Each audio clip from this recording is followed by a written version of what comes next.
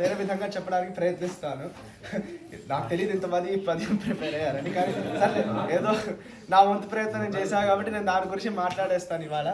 నేను ఎంచుకున్న పద్యం ఆఫ్ కోర్స్ భూతాత్మ భూతేశ భూత భావన దేవ మహాదేవ దేవవంద్య ఈ లోకములకెల్ల నీశ్వరుండవు నీవ బంధమోక్షములకు ప్రభుడవీవ సకల సృష్టి స్థితి సంహారకర్తవై ఆర్షరణుండవు గురుండవు నిన్ను కోరి భజింతురు కుశలమతులు సకల సృష్టి స్థితి సంహారకర్తవై బ్రహ్మ విష్ణు శివాఖ్య పర్వదీవ పరమ గుహ్యమైన సదసత్తమమ్ముని బ్రహ్మమ్ముని సదసత్తమమ్మునివ శక్తిమయుండవీవ శక్తి శ్లోకం కదండి మన శక్తిమయుడవీవ శబ్దయోనివీవ ప్రాణమరే నిఖిలమునకు అని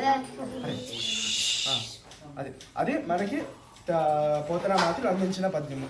ముందరగా మనం అర్థం అనేసుకుందాము. ఓ భూతాత్మ భూతేశ అంటే మామూలుగా శివుణ్ణి సంబోధిస్తూ పొగుడుతున్నారు.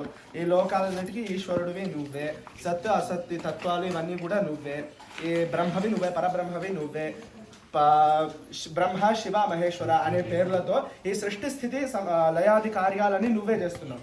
అంటే ఇక్కడ వాళ్ళు పరమేశ్వరుణ్ణి అప్రోచ్ అయ్యింది శివుడి కింద కాదు, పరమాత్మ కింద.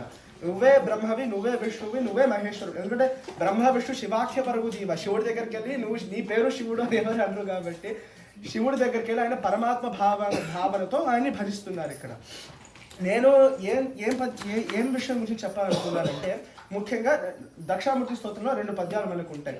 బీజస్యాంతరి వాంకురో జగదితం ప్రాంగర్వికల్పం పునః ఉంటుంది. యస్యైవ స్ఫురణం సదాత్మకమసత్ కల్పార్థకం భాసతే. ఈ రెండు శ్లోకాలు మనకి దక్షామూర్తి స్తోత్రంలో మెయిన్గా శివుని యొక్క తత్వం గురించి పరమాత్మ యొక్క తత్వం గురించి తెలియజేసేటువంటి శ్లోకాలు. మామూలుగా దక్షిణామూర్తి స్తోత్రంలో మనకి ఎక్కువ తత్వము, ఈ జాగృత స్థితి సుషుప్త్యాది స్టేజెస్ గురించి మాట్లాడతారు, ఈ ఆత్మ యొక్క తత్వం ఏమిటని. కానీ ముఖ్యంగా ఈ 2 శ్లోకాలలోనే పరమాత్మ ఎటువంటి వాడు, ఎలాగ ఈ జగత్తు అంతా వచ్చింది, ఈ పరమాత్మ యొక్క శక్తి ఏమిటి అనేటువంటి 2 అంశాలని ఈ 2 శ్లోకాలు కవర్ చేస్తాయి. అందుకని మనకి ఈ పద్యంలో కూడా జగదంతరాత్మవు నీవా అంటారు. అంటే జగత్తు యొక్క అంతరాత్మవి నువ్వు, అంటే జగత్ ఆధారము నువ్వు. ఓ పరమాత్మ ఈ జగత్తుకి ఆధారము నువ్వు. అందుకనే మనకి దక్షామూర్తి స్తోత్రంలో కూడా బీజస్యాంతరి వాంకురో జగదిదం ప్రాంగ్ నిర్వికల్పం పునః అంటే బీజము నుంచి స్ప్రౌట్ పుడుతుంది. అట్లా ఇతం జగత్ బీజస్య అంతః ఇవ అంకురః. ఈ జగత్ ఎటువంటిది, ఒక బీజము లోపల ఉన్న ఒక స్ప్రౌట్ వంటిది. ఎందుకంటే బీజం నుంచి స్ప్రౌట్ వస్తుంది. అట్లాగే ఈ ఈశ్వరుడు నుంచి కూడా ఈ జగత్ అంతా పుడుతుంది. జగద్ అంతరాత్మవు, అందుకని ఈశ్వరుడు జగద్ అంతరాత్మవు. బీజస్యాంతరి వాంకురో జగదిదం ప్రాంగ్ నిర్వికల్పం పునః మాయా కల్పిత దేశకాల కలనా వైచిత్ర్య చిత్రీకృతం.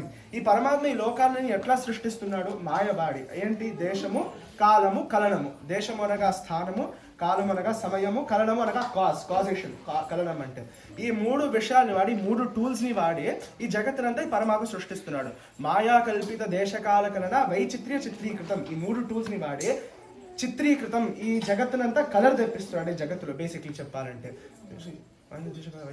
మాయావీవ విజృంభయతి అపి మహాయోగీవ యస్వేచ్ఛయా. ఒక మాయావిలా కనిపిస్తుంది. మాయావి అనగా ఏంటి, మాయ చేసేటువంటి వాడు మాయావి అంటే మ్యాజిక్.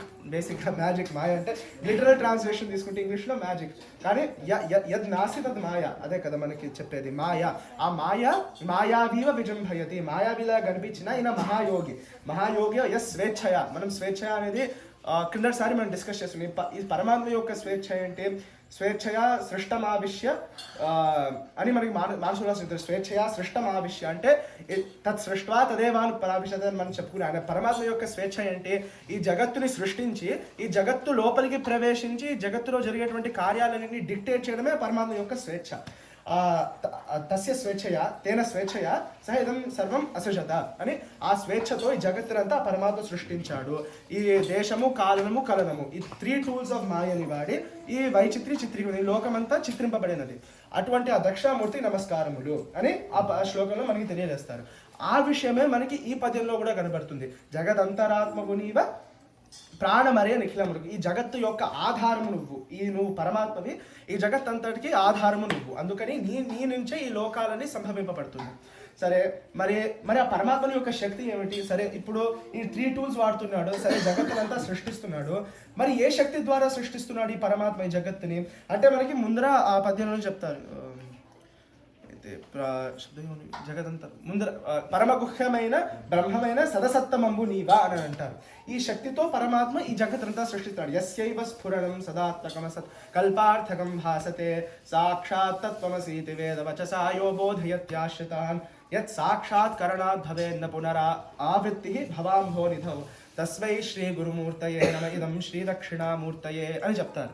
ఈ పరమాత్మ యొక్క శక్తి ఉన్నది. ఈ శక్తి చేత జగత్తునంతా సృష్టిస్తున్నాడు.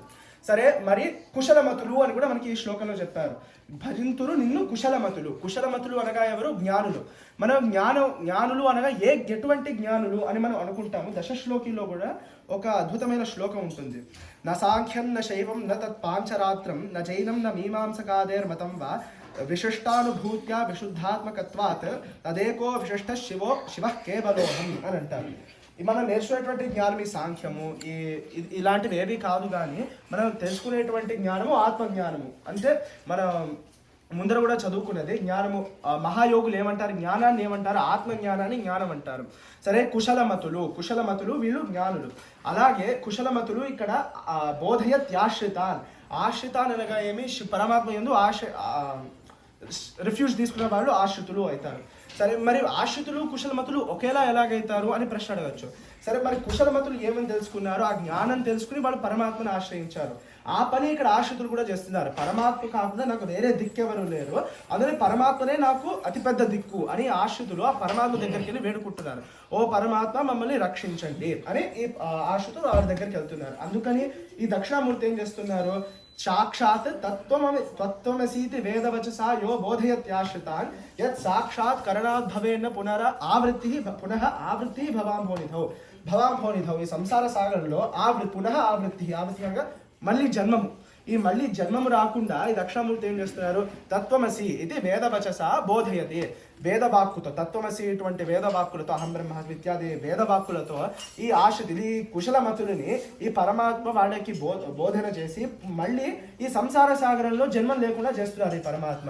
అందుకని నిన్ను కోరి భజింతుడు కుశలమతులు అని మనకి దాని ద్వారా కూడా తెలియదు. యస్యైవ సుపురణం సదాత్మకమసత్ కల్పార్థకం భాసతే సాక్షాత్ తత్వమసీతి వేదవచసా యో బోధయత్యాశ్రితాన్ యత్ సాక్షాత్ కరణాద్ భవేన్న పునరావృత్తిర్భవాంభోనిధౌ తస్మై శ్రీ గురుమూర్తయే నమ ఇదం శ్రీ దక్షిణామూర్తయే. ఈ ఉదాహరణ కూడా ఎందుకు ఇస్తున్నానో నేను ఫస్ట్ ఈ ఉదాహరణకి ఇంకో ఉదాహరణ ఇస్తాను.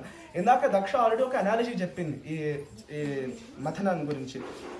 ఏమని? ఈ పాలసముద్రం ఏదైతే ఉందో అది మన మనస్సు, ఈ మందర పర్వతం ఏదైతే ఉందో అది ఫోకస్, స్టెబిలిటీని సింబలైజ్ చేస్తుంది. మరి లాగుతున్నారు, ఈ వాసుకి తాడులు లాగుతున్నారు. ఒకవైపు రాక్షసులు, ఒకవైపు దేవతలు. అంటే అది మన ఆలోచనలు అని బహుశా అనుకోవచ్చు. ఎందుకంటే చెడ్డవాళ్ళు ఇటువైపు లాగుతారు, మంచి వాళ్ళు ఇటువైపు లాగుతారు. కానీ చివరికి మనం దాని నుంచి ఆ క్షీరసాగరాన్ని నుంచి మనం పొందాల్సినటువంటిది అమృతం. అంటే ఏంటి? మోక్షం. ఇక్కడ అమృతం అనగా మోక్షము. సరే, మనం నిగ్రహించుకుంటున్నాం మనల్ని. సో మనం చం చేస్తున్నాం దాన్ని. కానీ దాని నుంచి ఫస్ట్ హాలాహలం పుట్టింది. సరే, మనం నిగ్రహించుకుంటున్నాం మనల్ని. కానీ దీనికి తోడు ఏమవ్వాలి?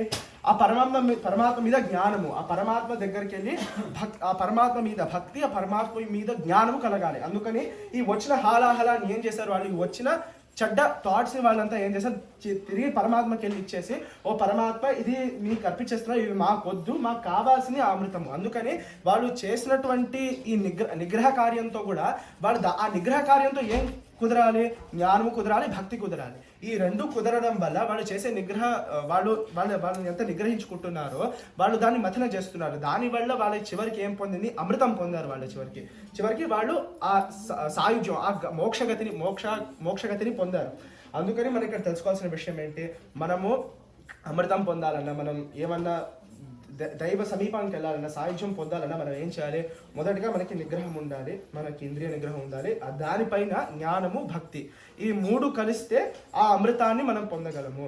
ఈ మూడు కలిసి ఆ యస్సేవ పరమాత్మ యొక్క శక్తి తెలుసుకొని మనం కూడా కుశలమతులయ్యి మనం కూడా ఆ పరమాత్మని ఆశ్రయిస్తే మనకి చివరికి పొందేది ఆ అమృతము, ఆ మోక్షము అనే విషయాన్ని మనకి పోతరామాతులు కథ ద్వారా మనకి ఇంత గొప్ప విషయాన్ని మనకి పోతరామాతి మనకి తెలియజేస్తారు.